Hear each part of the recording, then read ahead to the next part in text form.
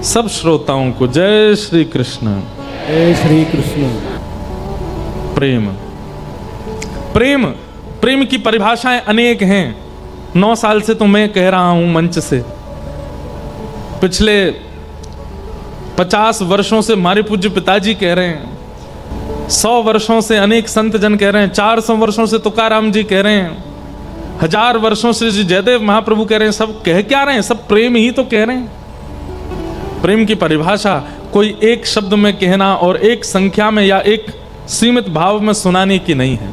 प्रेम तो अद्भुत है। संसार प्रेम नहीं जानता, संसार प्यार जानता है। प्रेम तो ठाकुर जी सिखाते हैं। श्री जगन्नाथ जी, कभी आपने विचार किया कि इनका मुख ऐसा क्यों है, इनके हाथ ऐसे पिघले पिघले क्यों हैं, ये सर्वांगीण अंग ऐसा क्यों है श्री जगन्नाथ जी का? कहाँ हम ठाकुर जी का रूप देखते हैं वृंदावन में? बरहा पीडम नटवर वपुः कर्णयो कर्णकारम विभ्रत वासा कनक कपिसम वैजयंतीम चमालाम। किस किसने गाया? इतना सुंदर जिनका रूप है, वो अपने रूप को इस प्रकार पिघला करके प्रकट क्यों हो गए? केवल प्रेम। ब्रजवासियों की याद में ठाकुर जी इतने विरहातुर हो गए कि श्री ठाकुर जी का श्री अंग पिघलने लगा। द्वारिका में बैठे बैठे रोहिणी मैया से ब्रज की कथा सुनते सुनते ठाकुर जी का रूप पिघल गया। नारद जी महाराज ने आकर के रोहिणी मैया को शांत किया, मैया कथा विश्राम करो, नहीं तो ठाकुर जी तो नदी बन जाएंगे। तब रोहिणी मैया ने कथा विश्राम की तो ठाकुर जी का ये रूप, अच्छा हाथ ऐसे क्यों कि मानो अपनी भुजा पसार करके कह रहे हो कि ब्रजवासियों को कोई ला के मेरे हृदय से लगा दो। ऐसे ठाकुर जी प्रकट हो गए। नारद जी महाराज बोले, भगवान आप अपने मूल रूप में दोबारा आ जाइए, ये रूप हम देख नहीं पा रहे आपका, आप ऐसे पिघल गए मोमबत्ती की तरह। ठाकुर जी बोले, नारद जी ये रूप अभी तो अंतर्ध्यान हो जाएगा, लेकिन यह रूप कलिकाल के लोगों को बताने के लिए कि प्रेम की स्वरूप, प्रेम की स्थिति क्या है, प्रेम प्रदान करने के लिए रूप कलिकाल में पुनः प्रकट होगा। इंद्रद्युम्न राजा पर कृपा करके मैं श्री जगन्नाथ बन करके आऊंगा, इसी रूप में आऊंगा और पूरे विश्व को दर्शन दूंगा। तब महाप्रभु जी इंद्रद्युम्न राजा पर कृपा करके श्री जगन्नाथ रूप में प्रकट हुए। और जगन्नाथ रूप में प्रकट होकर के जब आप इनका रूप देखते हैं तो आपके नेत्र सजल हो जाने चाहिए। जगन्नाथपुरी जाएंगे ना तो एक लीला आपको दिखेगी। जब आप जगन्नाथ जी का दर्शन करोगे तो वहां जितने पंडा पुजारी है ना, वो सब हाथ में डलिया लिए, उसमें तुलसी होगी, उसमें दक्षिणा चढ़ाने को कहेंगे। कभी कभी वो क्या करेंगे, सफेद सफेद कपूर लेंगे, आपकी आंखों पे ऐसे लगा देंगे। कोई अगर समीप गया होगा, ये निश्चित हुआ होगा सबके साथ, ऐसे कपूर लगा देते हैं आंखों पर। क्यों? और ठाकुर जी का प्रसादी कपूर होता है, वो प्रसाद भी है और उसका दूसरा भाव कि सजल नेत्रों से देखो श्याम सुंदर को। बहुत भाव है। हम तो कई बार मन ऐसा आता है कि इन्हीं विषयों पे ही बोलते रहें, इन्हीं विषयों का भाव कहते रहें। ऐसे महाप्रभु श्री जगन्नाथ जी इस कथा के आयोजक बन के बैठे।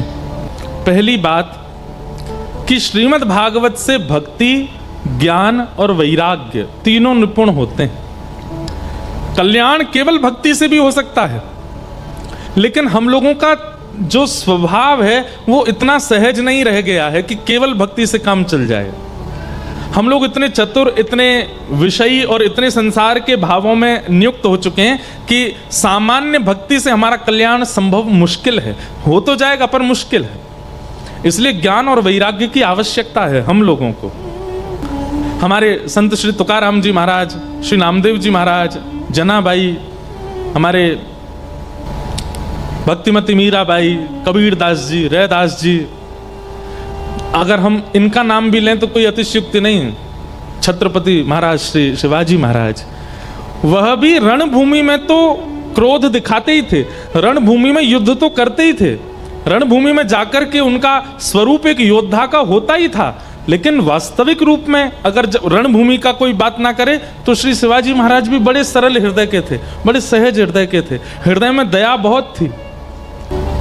तुकाराम जी के सत्संग में जाते थे हमारे छत्रपति शिवाजी महाराज, और नियम बना लिया था कि कहीं भी श्री तुकाराम जी महाराज का सत्संग हो, उनके पास पूरी लिस्ट होती थी कहाँ कहाँ तुकाराम जी अपना भाव सुनाएंगे।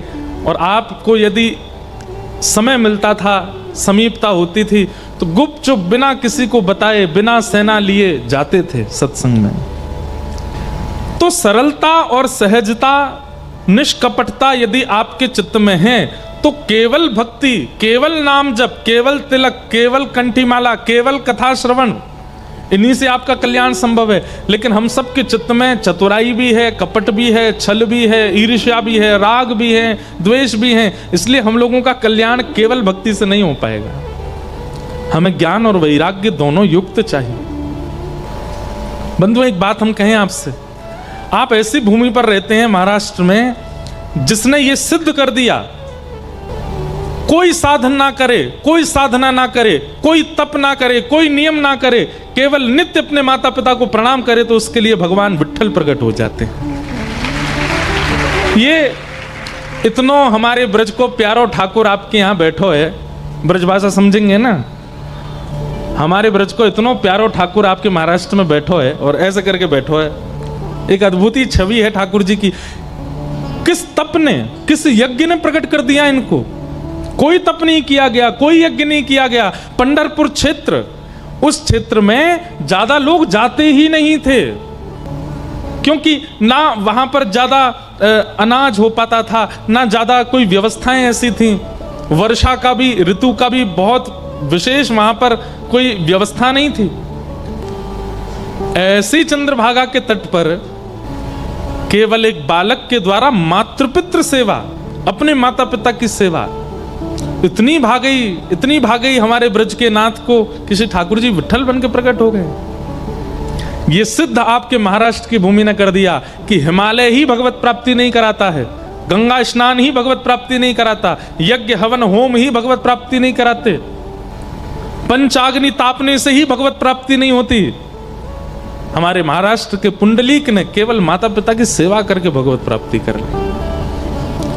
तो भैया, हमारी आजकल के बालकों से एक निवेदन है, जितने युवा यहां बैठे हैं और जो सुन रहे हैं, एक बार को एक माला कम हो जाएगी तो चलेगा, एक बार को तिलक यदि परिपूर्ण नहीं लगा तो भी चलेगा, एक बार को नगर में कथा हो रही है और एक दिन की छूट जाए तो चलेगा, लेकिन एक दिन भी माता पिता के चरण वंदन को मत छोड़िए। नित्य प्रणाम कीजिए, नित्य वंदना करो। माता पिता के चरण वंदन से ठाकुर जी प्रकट हो गए। अच्छा, इसमें एक बात और है, कई बालकों की मेरे पास में पर्चियां आती हैं, मंच पर भी कई बालक भेज देते हैं, महाराज जी हमारे पिताजी का ऐसा स्वभाव है, वो तो ऐसा खाते हैं, ऐसा पीते हैं, ऐसा व्यवहार करते हैं। माँ के लिए नहीं आता, माँ होती नहीं ऐसी, पिता ही कभी कभी थोड़े से ऊधमी हो जाते हैं कई घरों में। तो हम उस पक्ष में पिताओं को तो अलग निर्देश देते हैं कि भाई पिता थोड़े से, एक बात सुनिएगा, पत्नी की दृष्टि में कभी आपकी इज्जत कम हो जाए चलेगा, माता पिता की दृष्टि में आपकी इज्जत कम हो जाए वो भी चलेगा, परिवार के लोगों में आपकी इज्जत कम हो जाए चलेगा, लेकिन बालकों की नजरों में अगर आपकी इज्जत कम होती है, ये आपका सबसे बड़ा दुर्भाग्य है कि आपसे जन्म लेने वाली आपकी संतान वो आपका सम्मान नहीं कर पा रही, क्योंकि आपका खान पान, व्यवहार, बोली चाली इतनी पवित्र नहीं है। तो इस पर ध्यान देना चाहिए एक पिता को, एक परिवार के सदस्य को, कि कम से कम बालकों के सामने तो हम ऐसा कुछ ना करें कि कल को बालक ये कहें कि भाई हम उनके पुत्र हैं। लेकिन बालकों को चाहिए, भले ही दोष हैं उनमें, आप फिर भी प्रणाम करो, आप फिर भी वंदन करो, फिर भी उनको भजो। कई बालक कहते हैं हमारी माँ के ऊपर उनका दुराचार रहता है, अत्याचार करते हैं, ऐसे भी कई पिता हैं दुर्भाग्यवश। ठाकुर जी से प्रार्थना करो, पीड़ा तो नहीं सहनी है, ना माँ को सहने देनी है, लेकिन फिर भी ठाकुर जी से प्रार्थना करो कि हे ठाकुर जी, हम भले ही इनको छोड़ के जा रहे हैं, लेकिन आप कृपा करना कि ये मंगल हो जाए, इनका व्यवहार मंगल हो जाए। और इसमें प्रमाण केवल हमको श्री प्रहलाद जी याद आते हैं कि प्रहलाद जी ने अपने पिता का त्याग नहीं किया अंतिम समय तक। हिरण्यकश्यप ने कितने उपाय नहीं किए प्रहलाद जी को मारने के लिए, लेकिन प्रहलाद जी ने त्याग नहीं किया कि हिरण्यकश्यप का जब वध कर दिया तो नृसिंह भगवान प्रहलाद जी से कहते हैं कुछ मांगो। प्रहलाद जी कुछ नहीं मांगते, जब पूरी लीला समाप्त होने लगी, ठाकुर जी अपने धाम को जाने लगे, तब अंत में प्रहलाद जी कहते हैं भगवान एक बात मांगनी है। क्या?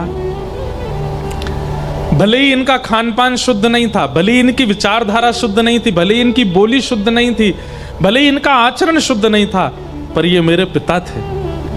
अगर इन्होंने कृपा ना की होती तो मैं धरती पर नहीं आता नाथ। बस एक वरदान दे दीजिए जाते जाते। क्या?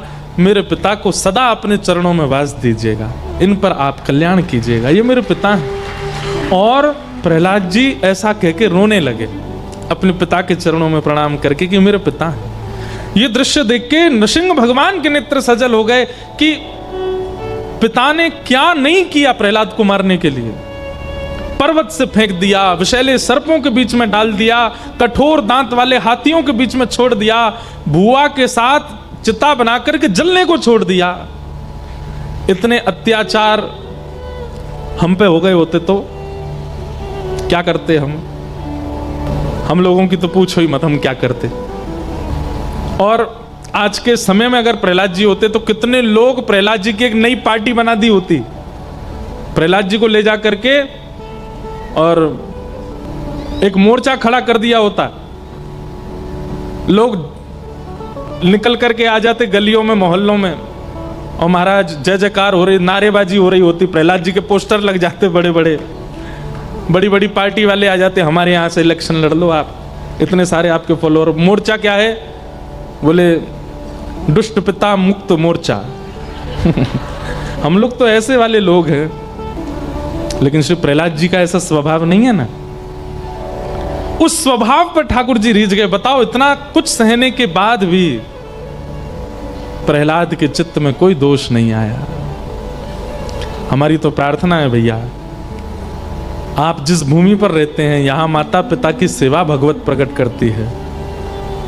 बाकी काम बाद में कीजिएगा, नियम कीजिए, साधना कीजिए, जप कीजिए, नाम गाइए, कथा सुनिए, पर सबसे पहले दिन की शुरुआत माता पिता को प्रणाम करके कीजिए, उनको वंदन कीजिए। हमें कई माताएं पूछती हैं, कई लोग पूछते हैं, बालकों में भगवत भक्ति कैसे प्रारंभ से डाली जाए, अपनी सेवा कराओ, इसी से सीख जाएगा वो। माता पिता अपनी सेवा सिखाएं उसको। स्कूल जाना जरूरी है, पढ़ना जरूरी है, होमवर्क करना जरूरी है, लेकिन इन सब के साथ बालक को यह भी सिखाइए कि सुबह उठ करके बिस्तर से उतरते ही सबसे पहले माँ को प्रणाम करना है, फिर पिताजी को प्रणाम करना है, दादी को प्रणाम करना है, दादा को प्रणाम करना है, बड़े लोगों को प्रणाम करना, उसके बाद मुंह धोना है। बिना मुंह धोए सबको पहले प्रणाम करके आओ। छोटी अवस्था है बालक की, इसमें यही उसको सेवा सिखाइए। फिर स्नान ध्यान करके अपना बाल भोग करके स्कूल जाते हो, ट्यूशन जाते हो, कॉलेज जाते हो। घर से बाहर निकलना है तो सबको प्रणाम करके निकलना है, घर आना है तो सबको प्रणाम करना है, ये सिखाइए। आप केवल इतना ही सिखा दीजिए, हनुमान चालीसा छोड़ दीजिए, बाद में सिखाना। गीता के श्लोक मंत्र आदि सब बाद के लिए छोड़ो, पहले ये सिखाइए। वो बालक यदि घर के बड़े लोगों का सेवक बन गया, हनुमान चालीसा अपने आप उसको ग्रहण करेगी, उसको याद नहीं करना पड़ेगा। हनुमान चालीसा स्वयं कृपा करेगी, गीता जी उस पर स्वयं कृपा करेंगे, संत जन उस पर स्वयं कृपा करेंगे। भाई, मिट्टी में बीज बोया जाए और जल डाला जाए, सूर्य का प्रकाश किया जाए, तो बीज अपने आप पुष्पित होता है, अपने आप पौधा बनता है, पौधे से वृक्ष बनता है, वृक्ष से अब उसमें फल टांगने नहीं पड़ते, उसमें फूल लगाने नहीं पड़ते, अपने आप प्रकट करता है। ठीक वैसे ही बालकों को पहले मातृ पितृ सेवा सिखाओ, ताकि इस महाराष्ट्र में, हमारे इस भारत में एक और पुंडलीक जैसा कोई भक्त हो जो माता पिता की सेवा से एक बार फिर से ठाकुर जी को प्रकट कर दे, ठाकुर जी को प्रादुर्भाव कर दे। तो ऐसी भूमि है महाराष्ट्र की, जो परमात्मा जन्म और मृत्यु के चक्र से परे हैं, बल्कि जिनके हाथ में जन्म मृत्यु का चक्र होता है। चार्थे स्वविज्ञ स्वराट, जो अविज्ञ हैं, अनविज्ञ नहीं है, सब जानते हैं, उनको सब पता है, उनसे कुछ छुपा नहीं है। तेने ब्रह्म हृदय आदि कवये मुह्यन्ति यत् सूरयः, जो आदि कवि ब्रह्मा आदि जैसे देवताओं को भी अपनी लीला पर मोहित कर लेते हैं। जिनके अधीन सब देवता रहते हैं, पृथ्वी जल अग्नि वायु आकाश, ये पंच तत्व जिनकी भ्रगुटी टेढ़ी करने पर लीला करती है, ऐसे परमात्मा इस अमृष दुनिया को जो मिथ्या है अपनी माया से सब लोगों को सत्य सी प्रतीत कराते हैं, ऐसे श्री कृष्ण को, ऐसे परम सत्य परमात्मा को हम बारंबार प्रणाम करते हैं। भगवान कौन है? एक बात हमारी बहुत ध्यान से सुनिए सब लोग।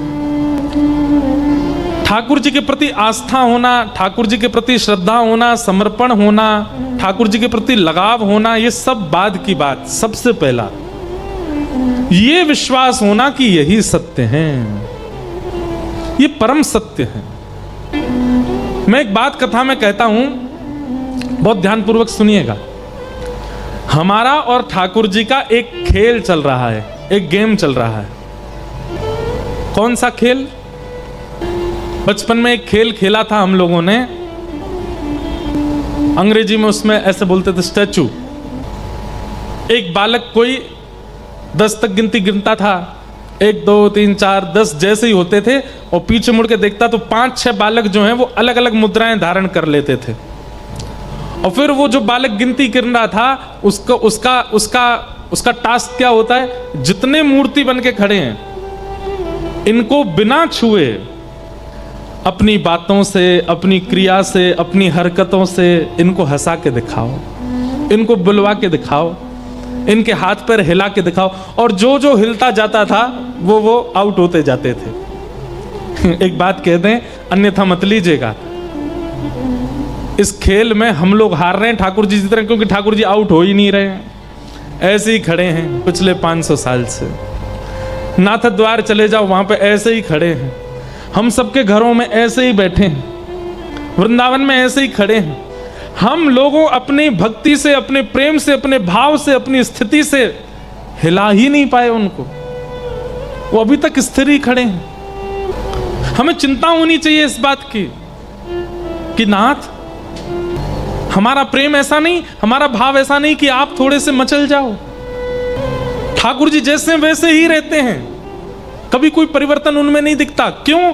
क्योंकि हमारे विश्वास में कहीं ना कहीं अभी कमी है, हमारे प्रेम में कमी है, हमारी भावनाओं में, हमारी श्रद्धा में कमी है। हम लोग कहीं ना कहीं स्वार्थी बन जाते हैं, इसी कारण से वो केवल एक स्थिरता बनी रहती है। ठाकुर जी सचल नहीं होते। श्री नामदेव जी महाराज, श्री तुकाराम जी महाराज, ज्ञानेश्वर माउली, जनाबाई, ये जितने नाम हैं भक्तों के, इन सब ने ठाकुर जी को सचल किया, और आज की भाषा में कहूं तो आउट किया था। ठाकुर जी हिल गए थे इनके लिए। संत श्री तुकाराम जी महाराज, नामदेव जी महाराज, अद्भुत संत हुए महाराष्ट्र में। मुझे बहुत प्रिय है महाराष्ट्र के संत, मुझे सबसे ज्यादा भक्त मुझे प्रिय है महाराष्ट्र के। भक्त चरित्र जितने भी हम कहते हैं सब अच्छे लगते हैं, पर कहीं ना कहीं ऐसा लगता है कि जैसे पूर्व में शायद 200-250 साल पहले मैं भी शायद महाराष्ट्र में किसी भक्त के, किसी सेवक का सेवक रहा हूँगा, इसलिए महाराष्ट्र के जब भक्तों का चरित्र आता है ना, मन बड़ा प्रसन्न हो जाता है। हमको मराठी समझ नहीं आती, पर अभंग सुनना इतना अच्छा लगता है, ऐसा लगता है कि मानो कोई अपनों की बात कर रहा है। नामदेव जी महाराज एक दिन कीर्तन कर रहे थे, और मंदिर में विराजमान श्री पंडरीनाथ भगवान ठाड़े थे, सबको दर्शन दे रहे थे। और दर्शन देते देते श्री ठाकुर जी इतने व्याकुल हो गए कि पीछे खड़ी हुई रुक्मणी जी से कहने लगे, बोले रुक्मणी जी, बोले हाँ जी बताओ।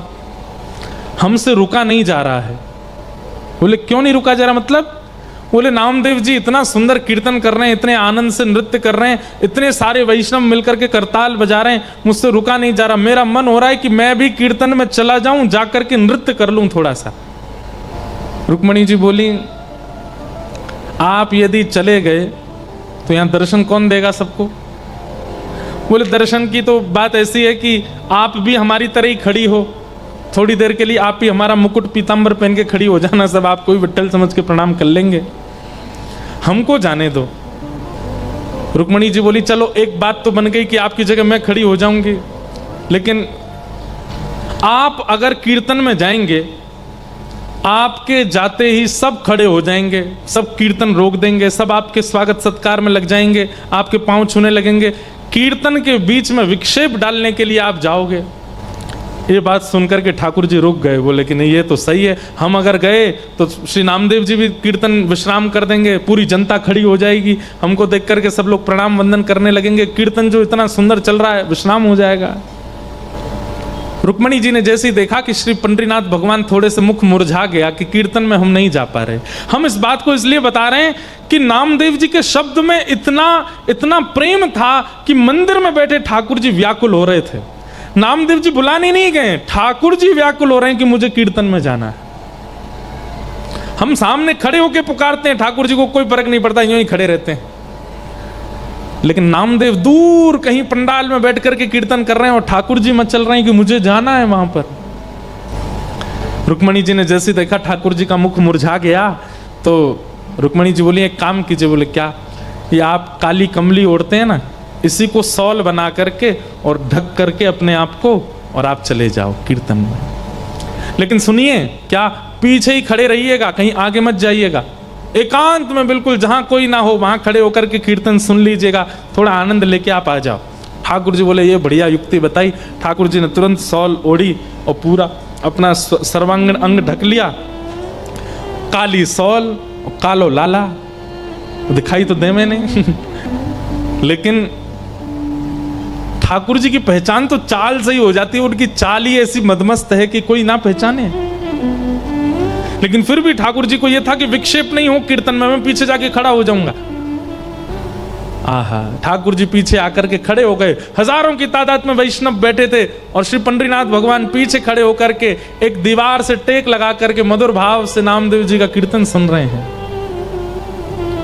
और सुनते सुनते सुनते सुनते जैसे कभी कभी श्रोताओं में उचंग आती है ना, ऐसे ठाकुर जी में उचंग आने लगी। और जैसे ही कीर्तन की गति लय तेज हुई, थोड़ा कीर्तन की गति तीव्र होने लगी, श्री ठाकुर जी भूल गए कि मुझे सबसे छुपना है। वहीं कमर पर हाथ धर के उछल उछल करके कीर्तन करने लगे, नृत्य करने लगे। और नृत्य करते करते ठाकुर जी के नेत्र बंद हो गए। अब जैसे ठाकुर जी नृत्य करने लगे, धीमे धीमे जनता में प्रवेश करने लगे। अब पहले तो लोग उनको जगह नहीं दें अंदर आने की, लेकिन जैसे पीछे मुड़ करके देखें कौन है धक्का दे रहा है, पीछे देखें तो साक्षात पंडरीनाथ और अपनी कमर पर हाथ धर करके मधुर भाव से नृत्य कर रहे हैं। हल्ला हो गया सब श्रोताओं में, अरे साक्षात पंडरीनाथ आ गए। सब ने मार्ग दे दिया और श्री ठाकुर जी नृत्य करते करते नेत्र बंद हैं, अश्रुपात प्रेमाश्रु गिर रहे हैं नेत्रों से। और कभी भुजा उठा के नृत्य करते हैं, कभी कमर पर हाथ धर के नृत्य करते हैं। सब देख करके आश्चर्यचकित हो गए, ठाकुर जी नृत्य कर रहे हैं। और नृत्य करते करते जैसे ही सन्मुख आए, इतनी तन्मयता से ठाकुर जी नृत्य करने लगे कि ठाकुर जी की पीतांबरी धीमे धीमे खुलने लगी और खुल करके सर्वांगीण अंग से पीतांबरी उतरने लगी।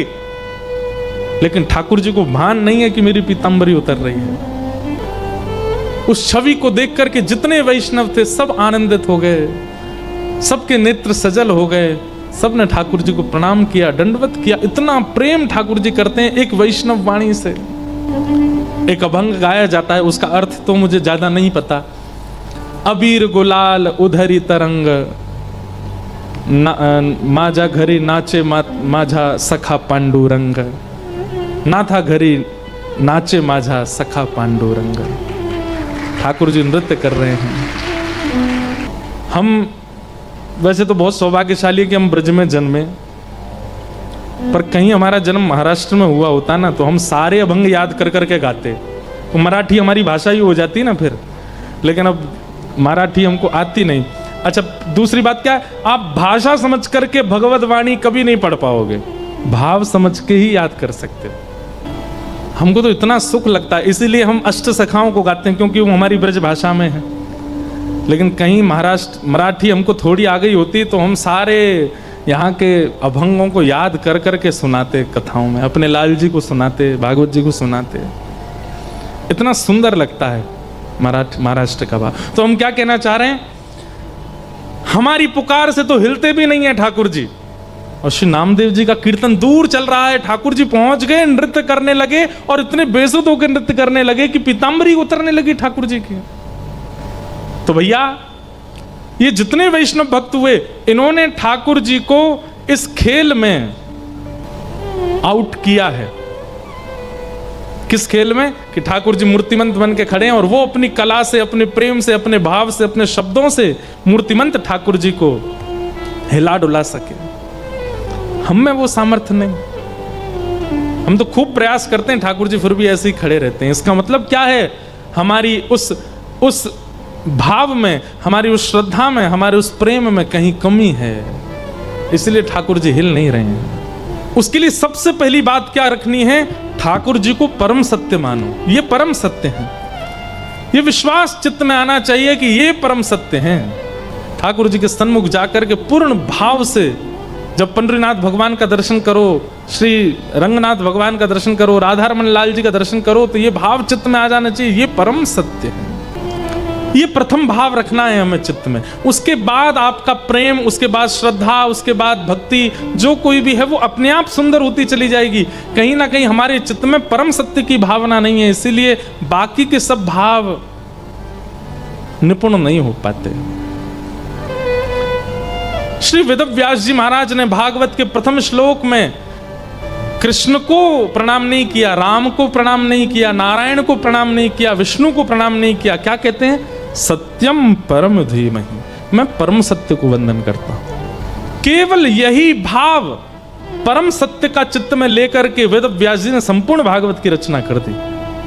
हमारे अंदर कहीं ना कहीं संसार सत्य है, ठाकुर जी को सत्य मानते हैं, पर कहीं ना कहीं संसार को भी सत्य मानते हैं, कहीं ना कहीं व्यवहार को भी सत्य मानते हैं। एक बार सुनिएगा, संत श्री तुकाराम जी महाराज, नाम सुना? आप नहीं सुनेंगे तो कौन सुनेगा? है महाराष्ट्र वालों को नहीं पता होगा तो आपको पता है, जैसे हम लोग कीर्तन करते हैं ना, जय जय राम कृष्ण हरि, ऐसे एक कीर्तन और होता है, ज्ञानोबा तुकाराम, ज्ञानोबा तुकाराम, ज्ञानोबा तुकाराम। ये ज्ञानोबा तुकाराम कीर्तन क्यों होता है? एक बार श्री पंडरीनाथ भगवान को शयन करा करके पुजारी जी चले गए और श्री पुजारी जी जैसे ही नेत्र बंद करके सोए तो उनको क्या दिखा कि ठाकुर जी को मंदिर में शयन करा के आए, कंबल उड़ा के आए, और पुजारी जी के सोते ही नेत्र में स्वप्न क्या आया? ठाकुर जी ने अपना कंबल हटा दिया और पाँव में घुंघरू बांध करके, अपने पैरों में घुंघरू बांध करके और हाथ में करताल लेकर के श्री पंडरीनाथ भगवान नृत्य कर रहे हैं, गा रहे हैं। रुक्मणी जी बैठ करके मृदंग बजा रही हैं, ज्ञानोबा तुकाराम, ज्ञानोबा तुकाराम, ज्ञानोबा तुकाराम। ये दृश्य देख करके पुजारी जी व्याकुल हो गए, बोले मैं ठाकुर जी को सुला के आया, ये कैसा सपना आया कि ठाकुर जी सोए नहीं है। दौड़ करके गए और मंदिर में जाकर के धीमे से भीतर गर्भगृह के अंदर झांक करके देखा तो वहां यही दृश्य दिखा। श्री पंडरीनाथ भगवान हाथ में करताल लिए, मंजीरा लिए, ज्ञानोबा तुकाराम, ज्ञानोबा नृत्य कर रहे थे। रुक्मणी जी मृदंग बजा रही हैं और श्री ठाकुर जी नृत्य कर रहे हैं। पुजारी जी ने तुरंत प्रणाम किया, जय हो पंडरीनाथ। ठाकुर जी तुरंत स्थिर होने लगे, अपने स्थान पर खड़े होने लगे, बिल्कुल स्थिर। बोले अब मत होइए, चोरी पकड़ ली हमने अब की, अब जैसे हो वैसे ही रहो। ठाकुर जी बोले आप क्यों आ गए?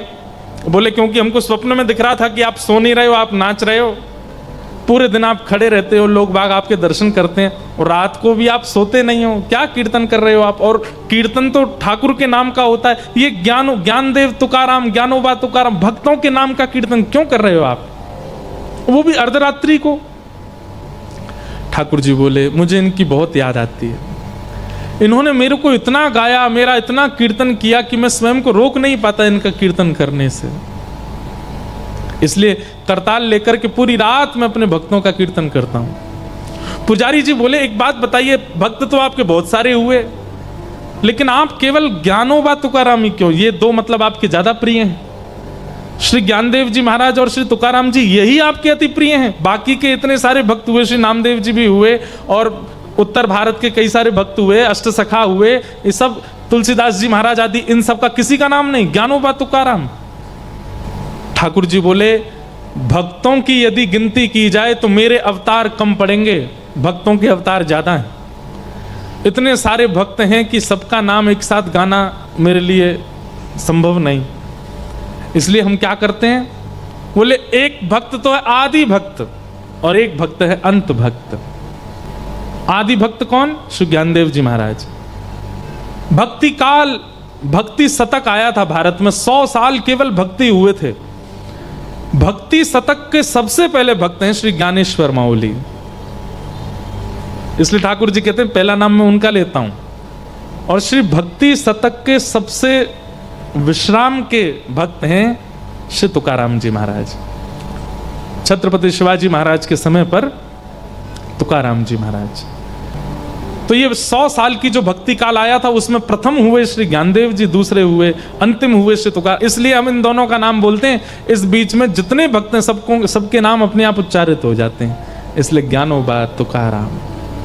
पुजारी जी इतने प्रसन्न हो गए, बोले जय जय, आप विश्राम करो। बोले कल से हम नियम लागू करवा देंगे, जय जय राम कृष्ण हरि तो कीर्तन होगा ही, और साथ में ज्ञानोबा तुकाराम, ज्ञानोबा तुकाराम ये कीर्तन भी होगा। तो जब हम राम कृष्ण हरि गाते हैं हम लोगों का मन नृत्य करता है, पर बीच बीच में जब ज्ञानोबा तुकाराम गाते हैं तो श्री पंडरीनाथ भगवान नृत्य करने लगते हैं, आनंदित हो जाते हैं, मेरे भक्तों का नाम गा रहा है। एक बात कहें, कभी कोई अपराध आपसे बन जाए, कभी कोई पाप आपसे बन जाए और आपको उसका भय लगता हो कि नाथ मुझसे ये गलती हो गई, अब इसकी मैं क्षमा कैसे मांगूं, खूब सारे भक्तों का नाम कीर्तनबद्ध करके ठाकुर जी के आगे गा देना। खूब सारे भक्तों के नाम कीर्तनबद्ध करना। हम लगे हैं, आज ही हमारे मन में ये भाव आया कि एक कीर्तन ऐसा बनाएं जिसमें केवल भक्तों के नाम हो और भक्त नाम कीर्तन करके ठाकुर जी को प्रसन्न कर दो। कभी कोई अपराध बन जाए, वो भक्त नामा, वैसे तो भक्त नामावली है हमारे भक्तमाल जी में भी गाई जाती है, ब्रज के रसिक संत गाते हैं, भक्तों के नाम गाते हैं। पर एक सहज कीर्तन बनाने का मन है कि एक कीर्तन ऐसा बनाएं कि कभी ठाकुर जी के सामने बैठ करके गावें, ठाकुर जी प्रसन्न हो जाएं। तुकाराम जी महाराज जिनका मैं स्मरण कर रहा था, संत श्री तुकाराम जी महाराज अद्भुत महापुरुष हुए। तुकाराम जी की पत्नी अनुकूल नहीं थी, कथा सबको पता है। सब लोग इधर देखिए, ध्यान से सुनिएगा। तुकाराम जी की पत्नी अनुकूल नहीं थी। अनुकूल मतलब मन के मुताबिक, लड़ती थी, झगड़ा करती थी, डांटती थी, फटकारती थी, और कभी कभी ज्यादा गुस्सा आ जाता था तो श्री तुकाराम जी पर कुछ फेंक फांक भी देती थी, मारती थी, ऐसा तो नहीं कहेंगे हम। लेकिन वो एक प्रसंग है, गन्ना वाला प्रसंग। श्री तुकाराम जी सारे गन्ने बांटे आए गांव में, एक गन्ना बचा बस। पत्नी ने कहा इतने सारे गन्ने लेके गए थे, कितना रुपया कमा के लाए? बोले रुपया कमाने के लिए तो लेके गए थे, पर बीच रास्ते में बच्चों ने मांग लिया गन्ना दे दो, तो हम तो मुफ्त में ही बांटे आए, एक ही बच्चा है, बालक कम पड़ गए, नहीं तो ये भी चला जाता। पत्नी को गुस्सा आया, गन्ना लेकर के तुकाराम जी की एक पीठ पर दिया, सो 2 हो गए। तुकाराम जी हंसने लगे, वाह मेरी पत्नी कितनी बुद्धिमान है। क्यों? मैं सोच रहा था एक ही गन्ना है, घर में खाने वाले 2 कैसे खाएंगे, इसने मार के 2 कर दिए, ले एक तू खा एक मैं खाऊंगा। तो उनकी पत्नी अनुकूल नहीं थी, लेकिन वो उसकी हर स्थिति को स्वीकार करते थे। तो एक बार एक गांव का एक बालक गया तुकाराम जी के पास और उसने तुकाराम जी से जाकर के कहा कि महाराज मैं आपसे एक बात पूछना चाहता हूं। बोले क्या? पूरा गांव जानता है, देहू पुणे के पास स्थान है देहू, जहां तुकाराम जी महाराज रहते थे। बोले पूरा देहू जानता है, सब गांव के लोग जानते हैं कि आपकी पत्नी बिल्कुल अनुकूल नहीं है आपके, उसका व्यवहार अच्छा। एक और बात है, श्री तुकाराम जी महाराज का ऐसा मैंने सुना भक्त चरित्र में कि उनका पहले ब्याह हुआ था, एक बेटा भी था, पर अकाल की वजह से पत्नी और बेटा दोनों की मृत्यु हो गई। फिर उसके बाद तुकाराम जी बिल्कुल सन्यासी महात्मा हो गए, लेकिन फिर किसी कारण से उनका फिर ब्याह किया गया। तो फिर जब पत्नी दूसरी आई, वो बड़ी तेज थी, बहुत शासन करती थी। तो उस बालक ने कहा पूरा गांव जानता है, पूरा देहू जानता है कि आपकी पत्नी बिल्कुल अनुकूल नहीं है, लेकिन फिर भी आप इतने प्रसन्न दिखते हैं। आप जब अपने घर से निकलते हैं तो हजारों लोग आपके दर्शन के लिए खड़े रहते हैं। अरे कहां तक कहें, भारत के सम्राट छत्रपति शिवाजी महाराज वो आपके यहाँ जगह जगह जब आपका कीर्तन होता है तो पहुंचते हैं और ससम्मान आपका इतना आदर करते हैं, इतना सम्मान करते हैं, सब आपकी इतनी सम्मान करते हैं। पर बात तो सत्य है कि जग सम्मान करता हो, घर का अत्यंत समीप व्यक्ति यदि इतना इतना शासन करता हो, इतना गंदा बोलता हो, मन प्रसन्न कैसे रह सकता है? आप सबसे ज्यादा समय अपनी पत्नी के साथ व्यतीत करते हैं और वो बिल्कुल आपका सम्मान नहीं करती। मैं बस आपसे ये जानना चाहता हूं, इस प्रसन्नता का राज क्या है? आपको चिंता नहीं होती, आपका मन व्याकुल नहीं होता, आपको पीड़ा नहीं होती चित्त में, आप इतने प्रसन्न रह कैसे लेते हो? कृपा करके मुझे अपनी इस प्रसन्नता का राज बताइए। तुकाराम जी महाराज बैठे थे, तो बैठे बैठे तुकाराम जी बोले, सुनो, बहुत पते की बात है, ध्यान से सुनिएगा। तुकाराम जी बोले, मेरा राज तो बाद में बताऊंगा, लेकिन मुझे तेरा एक राज पता है। बालक घबरा गया, आपको क्या पता चल गया मेरे बारे में? बोले, तुम्हारा एक राज पता है कि तुम्हारे जीवन के केवल 7 दिन बचे हैं, 7 दिन बाद तुम्हारी मृत्यु हो जानी है बच्चा, केवल 7 दिन बचे हैं तुम्हारे। और वो बालक अपने प्रश्न तो सब भूल भाल गया, बोले, मैं काय को आ गया आपके पास। तुकाराम जी को प्रणाम करके तुरंत भागा। 7 ही दिन बचे थे उसके। 7 दिन तक वो बालक ऐसा हो गया, एकांत में बैठा रहता। कोई आकर के उसकी बहुत प्रशंसा करता तो वो प्रसन्न नहीं होता था, कोई आकर के उसकी बहुत निंदा करता तो वो दुखी नहीं होता था, कोई आकर के उसका बहुत सम्मान करता था तो उसको पीड़ा नहीं होती थी, कोई उसका अपमान कर देता था तो वो सोचता था, भाई जीवन के 7 ही दिन बचे, कर ले अपमान, तू भी क्या करेगा। 24 घंटा केवल राम कृष्ण हरि, राम कृष्ण हरि, राम कृष्ण हरि। जीवन के 7 दिन बचे, मैंने ये भी अपराध किया था, मैंने ये भी पाप किया था, मुझसे ये भी गलती हो गई थी, हे ठाकुर जी मुझे क्षमा कर देना, मेरे जीवन का बस 7 दिन बचे हैं, मुझे सदगति दे देना, हे ठाकुर जी। एक संत, तुकाराम जी जैसे संत, जिनकी आज्ञा लेकर के छत्रपति शिवाजी रहते हैं, वो मुझसे झूठ तो बोलेंगे नहीं। मेरे जीवन के 7 दिन बचे हैं, नाथ मुझ पर कृपा करना। 7 दिन बीत गए। जैसे ही 7वां दिन प्रारंभ हुआ, सुबह स्नान ध्यान करके ठाकुर जी की सेवा करके, और दिन तो तिलक लगाता था, पर आज तो वो पूर्ण रूपेण 12 तिलक आदि करके और बिल्कुल गया और जाकर के श्री तुकाराम जी महाराज के चरणों में प्रणाम किया। भगवान, आज मेरे जीवन का अंतिम दिन है, 7वां दिन है, मेरी मृत्यु होने वाली है। आपने बताया था 7वें दिन मृत्यु होगी। तुकाराम जी बोले, अच्छा बेटा, इन 7 दिनों में तुमने क्या किया? 3रे दिन तुमने कौन सी सब्जी खाई थी? बालक बोला, मुझे याद नहीं, माँ ने क्या बनाया था, बस मैंने खा लिया। अच्छा 3रे दिन की छोड़ो, कल रात्रि को तुमने क्या खाया था? बोले, मुझे बिल्कुल याद नहीं है। अच्छा, तुम्हारा किसी ने सम्मान किया था? बोले, मुझे वो भी स्मृति में नहीं है, पता नहीं, आए तो थे बहुत। किसी ने अपमान किया, किसी ने गलत गाली दी तुमको? बोले, दी तो थी, पर वो भी मुझको याद नहीं है। बोले, क्यों याद नहीं है? बोले, मैं केवल राम कृष्ण हरि, राम कृष्ण हरि, राम कृष्ण हरि जप रहा था, मन में ये सोच रहा था 7 ही दिन बच्चे हैं, किसी का अपमान लेकर के क्यों दुखी हूं, किसी का सम्मान लेकर के क्यों प्रसन्न हूं, क्या बनता है, नमक है कि नहीं, नींबू है कि नहीं, रोटी है कि नहीं, चावल बने हैं, क्या बना है, पूरन पोली बनी, जो मिलता था बस खा लेता था, मैंने ज्यादा चिंतन किया नहीं।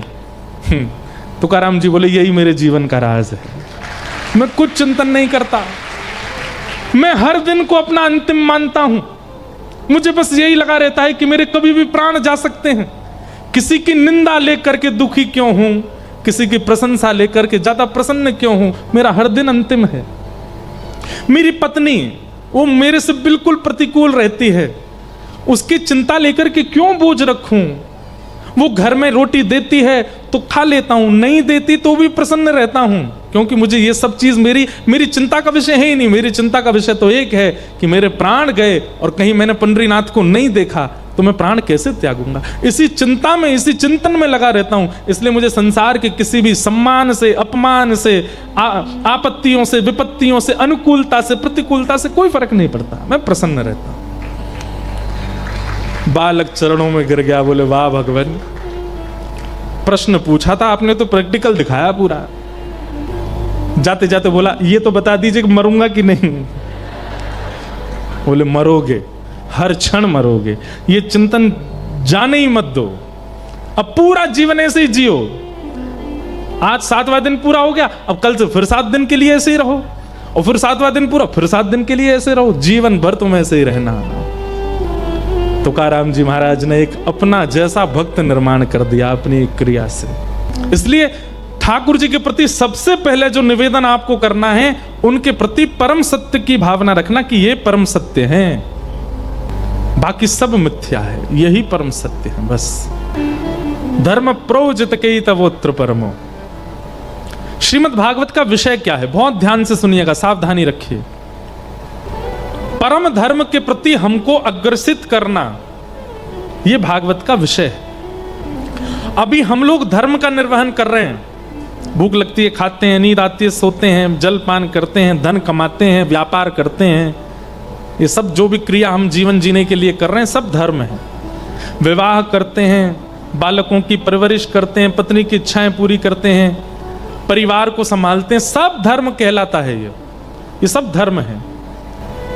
इस लोक में शुद्ध जीवन जीने को धर्म कहते हैं, पर इस लोक के बाद उस लोक में सुखद प्राप्ति करने को परम धर्म कहते हैं। इस लोक में हमें क्या करना है वो सब आप सब कर रहे हैं, वो धर्म है, पर परलोक में हमें किस प्रकार से जाना है, उसकी प्राप्ति कैसे करनी है, उसकी जो क्रिया है उसको परम धर्म कहते हैं। भगवत गीता और भागवत, ये दो बातें।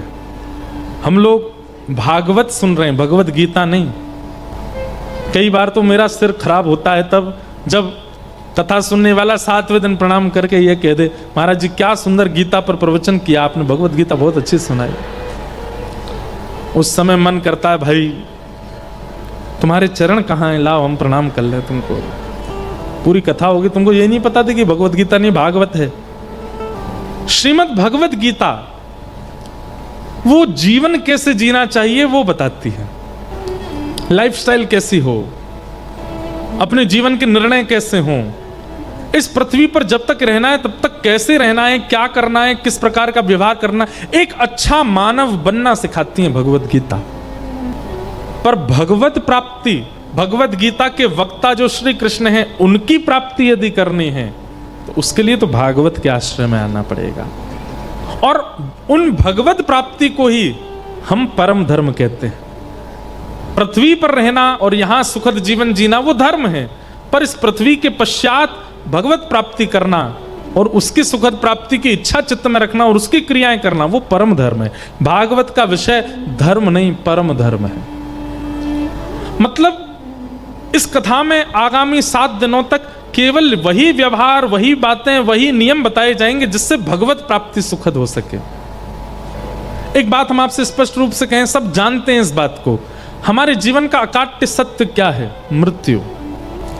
हमारा भुसावल में घर बनाना एक सपना रहता है, ब्याह करना सपना होता है, बच्चे होंगे सपना होता है, बच्चों को उस स्कूल में पढ़ाएंगे सपना होता है, बच्चों का ऐसा ब्याह करेंगे सपना होता है, अपने माता पिता के लिए ये करेंगे सपना होता है।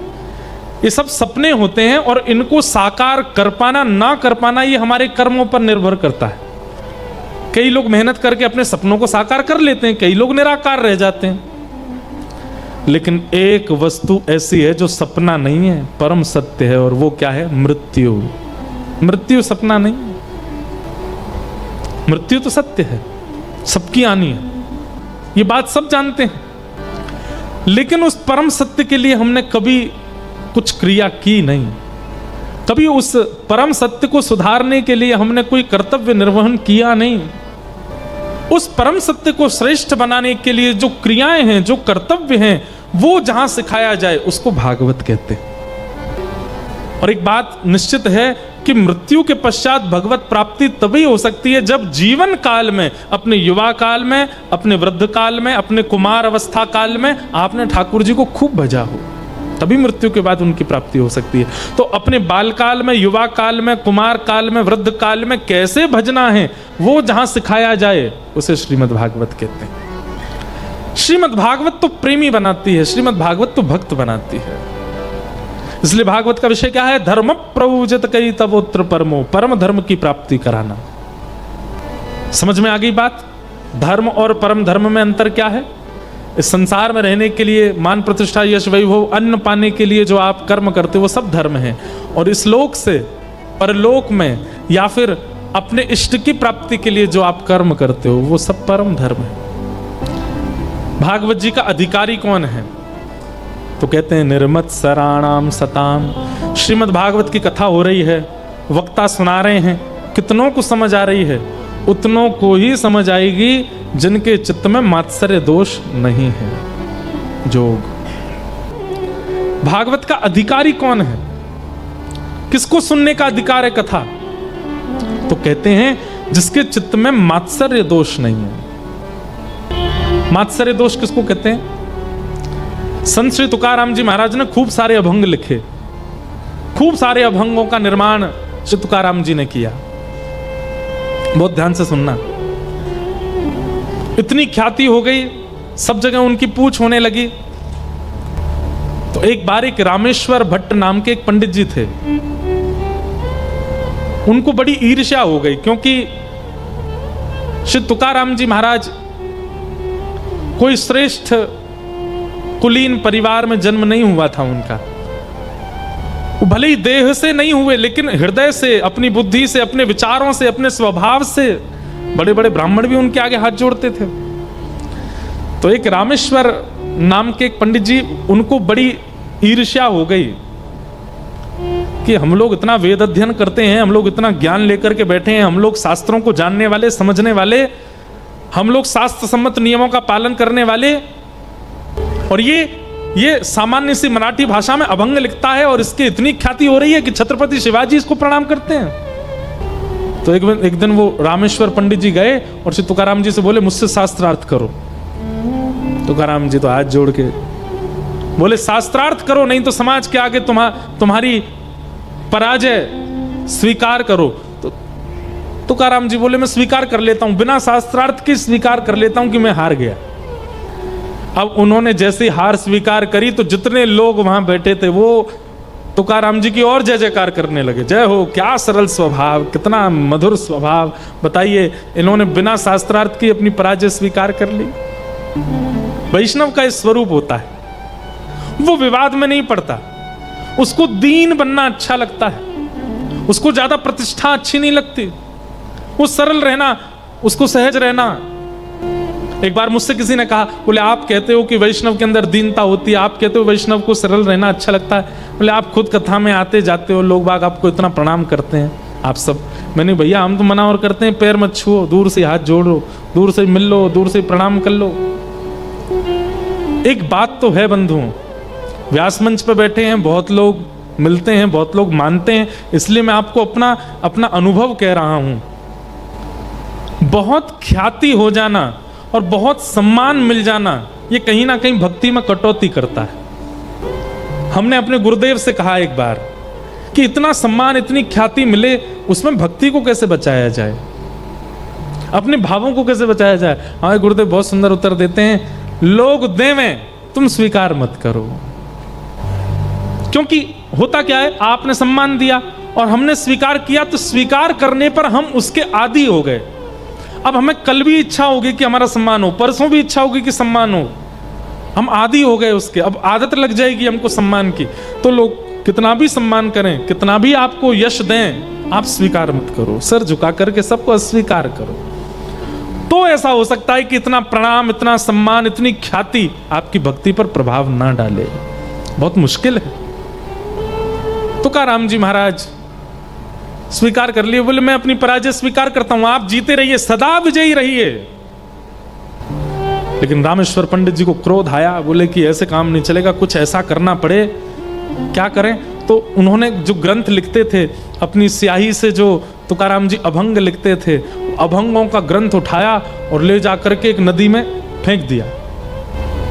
तुकाराम जी के नेत्र सजल हो गए, क्योंकि हृदय के भाव श्री विठ्ठल भगवान को प्रसन्न करने के लिए लिखे थे, किसी जनमानस को प्रसन्न करने के लिए नहीं, ठाकुर जी को प्रसन्न करने के लिए लिखे थे, और इन्होंने फेंक दिया सब नदी में। और ऐसा करके वो रामेश्वर पंडित जी चले गए। 13 दिन तक तुकाराम जी वहीं बैठे बैठे रोदन करते रहे, स्मरण करते रहे ठाकुर जी का। तुरंत ठाकुर जी हृदय में प्रकट हुए और प्रकट होकर के कहा, नेत्र खोल करके उस नदी के पास जाओ, देखो। और जैसे तुकाराम जी गए तो सारे पत्र जितने उन्होंने लिखे थे वो सब नदी के ऊपर परत बन करके बह रहे थे, एक बूंद जल से कागज भी गीला नहीं हुआ, सब यथावत सुरक्षित। और श्री तुकाराम जी महाराज ने सबको इकट्ठा करके पुनः अपना ग्रंथ सुरक्षित कर लिया। किसी ने ईर्ष्या भी की है तो उस ईर्ष्या से भी विचलित होना ये वैष्णव का स्वरूप नहीं है। कोई आपकी निंदा कर रहा है तो कहीं ना कहीं निंदा सुनकर के भी अगर आंसू आ रहे हैं ना, निंदा सुनकर के क्रोध आ रहा है ना, निंदा सुनकर के उसके प्रति आपको दुर्भाव आ रहा है ना, तो भी आप वैष्णव नहीं हो। निंदा सुनने के बाद भी सम रहे स्थिति। तुकाराम जी तो इसलिए रोए कि उनके हृदय के भाव सब नदी में ठाकुर जी ने सबको सुरक्षित किया। वहां रामेश्वर पंडित जी के साथ क्या हुआ, उन्होंने एक सरोवर में जाकर के स्नान किया तो एक वैष्णव अपराध करके आए थे, एक भक्त को दुखी करके आए थे। जैसे स्नान किया, स्नान करते ही सरोवर का जल जो तन को शीतल करने वाला होता था वो जल अग्नि प्रदान करने वाला हो गया और पूरा जल संदग्ध हो गया, मानो जैसे उनका शरीर जला दिया हो किसी ने। अग्नि नहीं दिखाई दे रही है पर पीड़ा ऐसी हो रही है जैसे किसी ने जला दिया हो। वैद्यों के पास गए, बड़े बड़े ज्योतिषियों के पास गए, ना जाने कितने यत्न किए, कभी लेप लगाया, चंदन लगाया, सब किया, लेकिन दूर नहीं हुआ। तब किसी महापुरुष ने जो दिव्य दृष्टि रखते थे उन्होंने कहा, बोले तुमने केवल जात पात देख करके और एक सामान्य व्यक्ति मान करके किसी भक्त के सुंदर स्वरूप, किसी भक्त की सुंदर वाणी का तुमने तिरस्कार किया। अब ये पीड़ा तुम्हारी तभी दूर होगी, जाके उनको प्रणाम करो। रामेश्वर जी आए, आकर के श्री तुकाराम जी को जब वंदन किया, प्रणाम किया, तुकाराम जी ने हृदय से लगाया, तुकाराम जी के हृदय से लग गई, उनकी सारी पीड़ा समाप्त हो गई। जितना उनके शरीर में जलन हो रही थी सब धीरे धीरे समाप्त हो गया। ईर्ष्या निर्मत्सराणाम, कथा सुनने का अधिकारी नहीं है ईर्ष्यालु व्यक्ति। लेकिन क्या बताएं साहब, सब ईर्ष्या से युक्त हैं। संसार में कोई ऐसा व्यक्ति नहीं जिसके चित्त में तनिक ईर्ष्या नहीं होती हो। और ईर्ष्या कब होती है पता है, जब किसी अन्य की अत्यंत प्रशंसा सुनाई दे जाती हो, किसी की बहुत योग्यताएं हो, आपसे अधिक कोई श्रेष्ठ बन जाए, ईर्ष्या प्रकट हो जाती है। और वो ईर्ष्या कथा का, केवल कथा का नहीं, वो ठाकुर जी का ही अधिकारी नहीं। मैं कथाओं में कहा करता हूं, आपके अंदर जितने दोष हैं सब दोष ठाकुर जी से मिलने में बाधा नहीं बनेंगे, लेकिन अगर आपके चित्त में ईर्ष्या है तो ठाकुर जी से मिलने में बहुत बड़ी बाधा है। चित्त में काम है, चित्त में क्रोध है, चित्त में लोभ है, ठाकुर जी से मिल पाओगे आप, उसके बाद भी कोई दिक्कत नहीं होगी। लेकिन आपके चित्त में यदि ईर्ष्या है तो क्षमा कीजिए, इस जन्म में तो मुमकिन नहीं है कि आपको पंडरीनाथ प्रत्यक्ष दिख जाए। ईर्ष्यालु व्यक्ति को ठाकुर जी नहीं दिखते। ईर्ष्यालु व्यक्ति को कथाएं समझ नहीं आती, वो सिर ही खुजाता रहता पूरी कथा में, फोन ही चलाता रहेगा, यूं देखेगा, कभी यूं देखेगा, कभी यहां करेगा, ऐसे करेगा। हम बोलते नहीं है पर हमको ऊपर से सब दिख जाते हैं। जो व्यक्ति बहुत विचलित बैठा होता है ना, तो मन में समझ आया इसके चित्त में ईर्ष्या जरूर है। एक स्थिर आसन में नहीं बैठ सकता श्रोता, ऐसा होता रहे, यूं होता रहे, उधर दिखता रहे, इधर आ जा, तू भी यहाँ पे बैठ जा। अरे भाई, इतनी विचलनता, देहाभिमान शून्य हो जाए कथा में, उसको यह भी पता ना चले कि पिछले 2 घंटे से एक ही आसन में बैठा हूं मैं। मन बुद्धि चित्त एकाग्र होकर के केवल नेत्र दर्शन कर रहे हैं, कान श्रवण कर रहे हैं, और कान जो सुन रहे हैं मन में वो झांकी दिख रही है, ये श्रोता होता है। बहुत शरीर की भंगिमा जिसकी बदलती रहती है ना, समझ जाओ इसके चित्त में तनिक ईर्ष्या तो है, इसीलिए एक आसन में नहीं बैठ पा रहा है। अब बेचारे धीरे धीरे सब अपना आसन ठीक कर रहे हैं, सीधे बैठ रहे, टेढ़े मेढ़े सब ठीक हो रहे हैं। ये तो हम आपको बता रहे हैं। कल को बालकों को छोड़ के, वृद्धों को छोड़ के और रोगियों को छोड़ के अगर कोई ज्यादा ही टेढ़ा मेढ़ा हो रहा हो कथा में, कभी यूं कभी ऐसे, कभी पीछे से कहना, ये ईर्ष्या कम कर ले थोड़ी सी, बहुत इधर उधर होता है। ये सब देखिए प्रमाण है। जैसे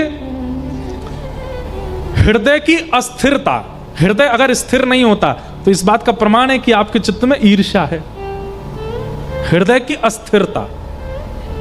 दूसरा, अत्यंत क्रोध, यह किस बात का प्रमाण है कि चित्त में अत्यंत काम है, इसीलिए क्रोध के रूप में प्रकट होता है।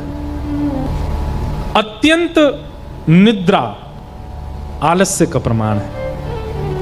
आलस्य है इसीलिए निद्रा है। हमारे जैसों की निद्रा तो थकान की वजह से है, हम तो इतना भागदौड़ करते हैं इधर उधर उधर, पर बेवजह करते धरते कुछ नहीं, पूरे दिन घर में ही पड़े रहते हैं, फिर भी नींद इतनी आती है, इसका मतलब आलस्य बहुत है।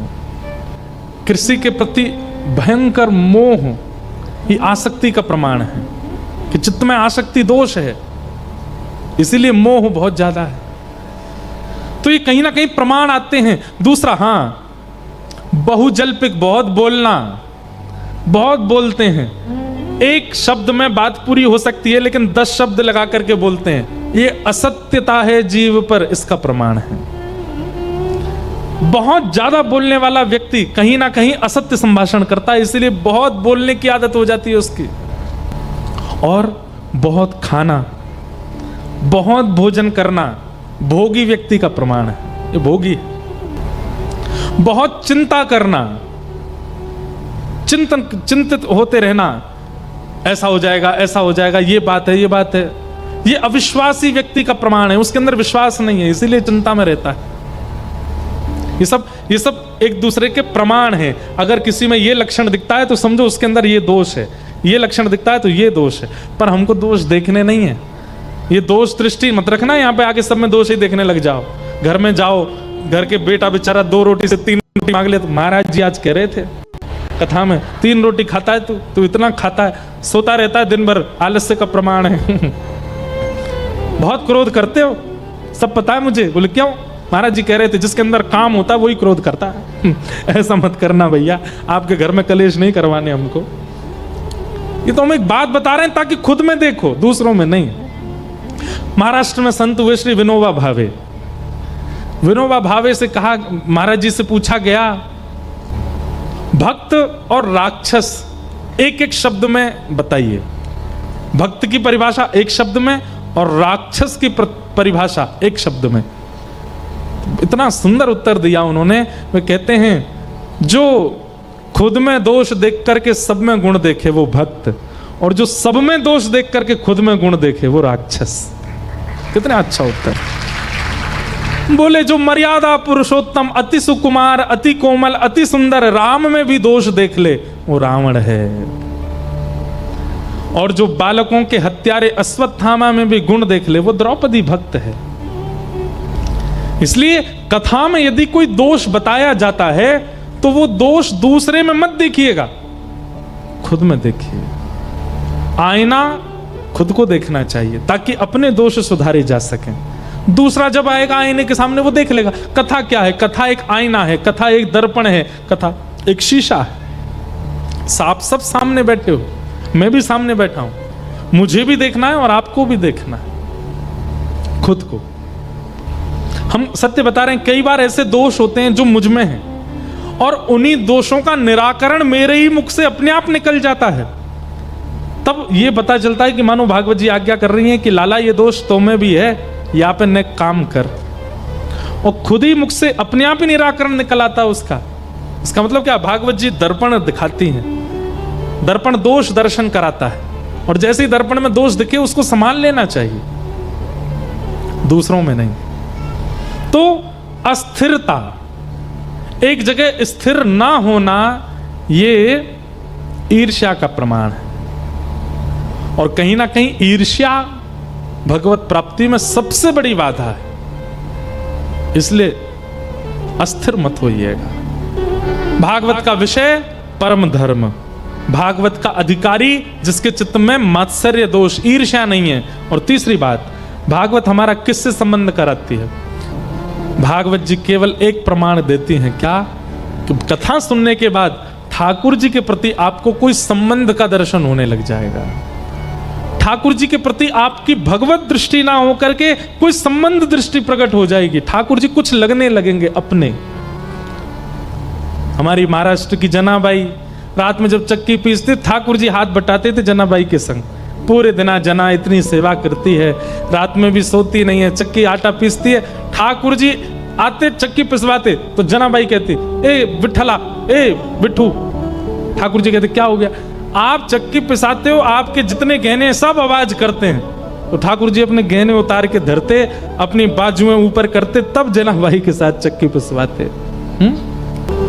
तुकाराम जी के कीर्तन में एक दिन मृदंग बजाने वाले बीमार हो गए और वो मृदंग बजाने नहीं आ पाए। तुकाराम जी का कीर्तन था। तुकाराम जी ने लोगों को भेजा, भाई उसको बोलो मृदंग वाले को आ जाए, कीर्तन उसके बिना तो आनंद आता नहीं। वो बोला मैं बहुत बीमार हूं, मैं आज नहीं आ पाऊंगा, आज तुकाराम जी कोई व्यवस्था कर लें अपने। तुकाराम जी उदास हो गए। लेकिन भाई तुकाराम जी का कीर्तन कोई मानव थोड़ी सुनता था, स्वयं विट्ठल भगवान सुनने आते थे। विट्ठल भगवान ने सोचा आज मृदंग वाला नहीं आया, तुकाराम जी आनंद से कीर्तन नहीं करेंगे। मृदंग वाले का रूप धारण करके विट्ठल भगवान ही आ गए। जैसे ही कीर्तन करने के लिए खड़े हुए मंच पर, सामने से मृदंग वाला चलता आ रहा था। तुकाराम जी बोले तुम स्वस्थ हो गए? बोले स्वस्थ हो गया, बिल्कुल आनंद हो गया, लाइए मृदंग दो अभी बजाता हूं। तुकाराम जी गाने लगे, क्या मृदंग बजाई महाराज, ऐसी गजर हुई उस दिन कीर्तन में, सब नृत्य करने लगे, सब आनंदित हो गए। ऐसी गरज हुई उस दिन। मृदंग पधरा करके सब लोग प्रणाम करते, तुकाराम जी को उसने प्रणाम किया। अंतर ध्यान हो गया थोड़ी देर में। सब लोग बोले वो कहाँ गया, मिला नहीं। बोले इतनी जल्दी घर चला गया, बिन बताए चला गया, उसको बोलो प्रसाद पाके जाए, कीर्तन का प्रसाद। उसके घर गए दौड़े दौड़े, जाकर के देखा तो वो तो बिस्तर पर ही पड़ा था, बाल बिखरे पड़े थे, सिर पर गरम गरम ठंडी ठंडी पट्टी रखी थी, बुखार चढ़ा था। लोगों ने जाके कही, अरे तू आज अभी कीर्तन में बजा के आया, फिर से बुखार चढ़ आया? बोले मैं तो गया ही नहीं कहीं, मैं तो यहीं बैठा हूं सुबह से, मुझे तो आज बुखार उतर ही नहीं रहा है, मैं कैसे जाऊंगा कीर्तन में, तो मना किया था मैं नहीं आऊंगा। लोगों ने जाकर के कहा, बोले वो तो मना कर रहा है कि वो आया नहीं कीर्तन में। तुकाराम जी के नेत्र सजल हो गए। बोले मुझे पता है कौन आया था, आज साक्षात मुझे लग ही रहा था कि आज जब मृदंग बजती है तो मृदंग में नाम प्रकट क्यों हो रहा है, क्योंकि आज ताल कोई मृदंगी नहीं, स्वयं श्री विट्ठल बजा रहे थे, विट्ठल आनंदित कर रहे थे।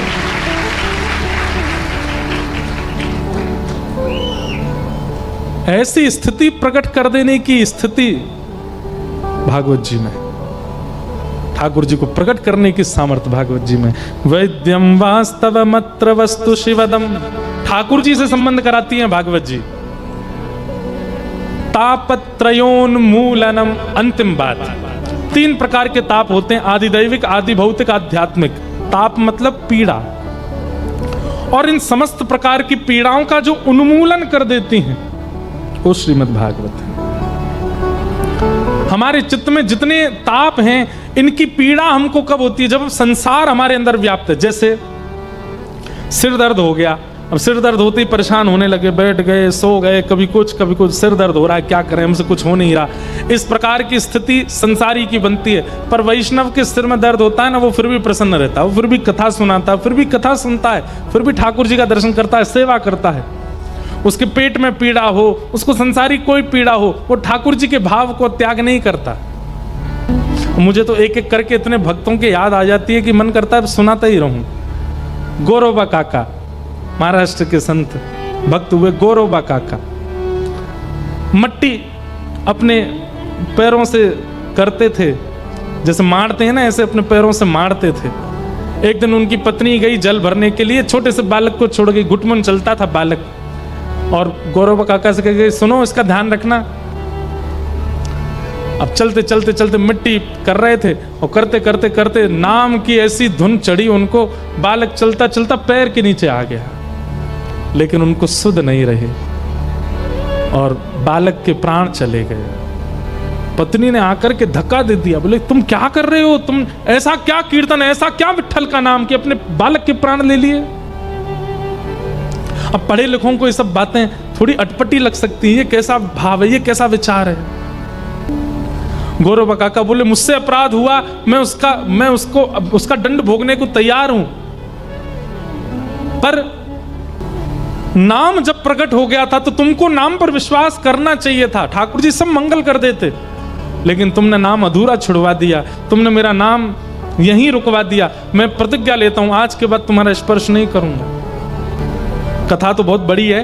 फिर एक दिन गलती से स्पर्श अपनी पत्नी का हो गया, तो गौरोबा काका ने जब देखा कि निद्रा में मेरा स्पर्श हो गया पत्नी से, अपने हाथों को लेकर के गए और जाकर के महाराज दोनों हाथों को कटवा दिया कि जो हरि विमुख का स्पर्श करें, ऐसे हाथों को लेके मुझे क्या करना, बिना हाथ के रहने लगे। लेकिन जीवन में उनको कभी ग्लानि नहीं हुई कि मेरे हाथ नहीं है, मैंने अपने हाथ कटवा दिए। बिना हाथ के बड़े प्रसन्न रहते थे, बोले जो हरि का नहीं है उसको रख करके क्या करना। पर आप एक दिन कीर्तन में गए और कीर्तन में ऐसा धुन चल रही थी, सब ताली बजा बजा के नृत्य कर रहे थे, तब गौरवा काका के मन में पहली बार आया कि आज तक मेरे हाथ नहीं है, इसकी मुझे ग्लानि नहीं हुई, लेकिन आज मुझे लग रहा है कि अगर मेरे हाथ होते तो मैं भी ताली बजा के नृत्य करता, मेरे हाथ ही नहीं है। उन्होंने ऐसा चिंतन किया मात्र था कि मेरे हाथ होते तो मैं भी ताली बजाता। कीर्तन चलते चलते चलते गौरवा काके दोनों हाथ प्रकट हो गए और ताली करताल बजा करके नृत्य करने लगे। अब ये ताप है, ये पीड़ा है। संसार का व्यक्ति पीड़ा में विचलित हो जाता है, उसके अनुकूल भोजन ना बने विचलित हो जाएगा, उसके अनुकूल बिस्तर ना हो सो नहीं पाएगा, उसके अनुकूल जीवन साथी ना हो छोड़ देगा, उसके अनुकूल स्थान ना हो चला जाएगा। पर वैष्णव कैसा होता है, चाहे कितनी प्रतिकूलता मिल जाए, दैहिक मिल जाए, मानसिक मिल जाए, बौद्धिक मिल जाए, शारीरिक मिल जाए, पीड़ा तो आती है लेकिन उनका प्रभाव अपने ऊपर दिखने नहीं देता, प्रसन्न रहता है, आनंद में रहता है। इन तीन प्रकारों के तापों का जो उपशमन करता है वो श्रीमद् भागवत। पीड़ा तो आएगी जीवन में, लेकिन वो पीड़ा आपके ऊपर प्रभाव नहीं डाल पाएगी। ये भागवत जी का प्रयोजन है, तापत्रयोन्मूलनम। ऐसी श्रीमद् भागवत की मंगलमयी कथा हम आप सब लोग श्रवण कर रहे हैं। भक्ति अद्भुत है बंधुओं, ठाकुर जी सब करने को तैयार हो जाते हैं अपने भक्तों के लिए, बस उसके चित्त की भक्ति निस्वार्थ भाव और निष्कलंकित भाव की हो तो सही। ठाकुर जी के प्रति सब करने को राजी होते हैं।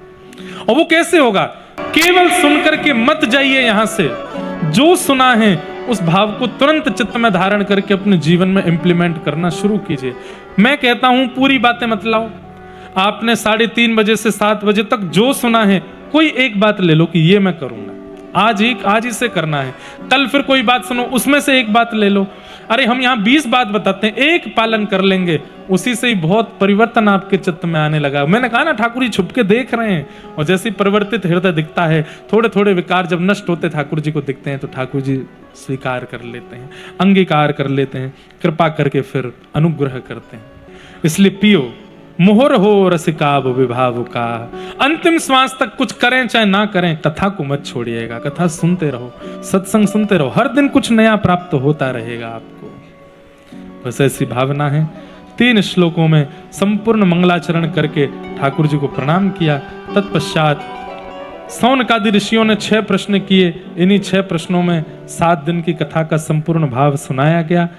भागवत जी की रचना का विषय सुनाया गया।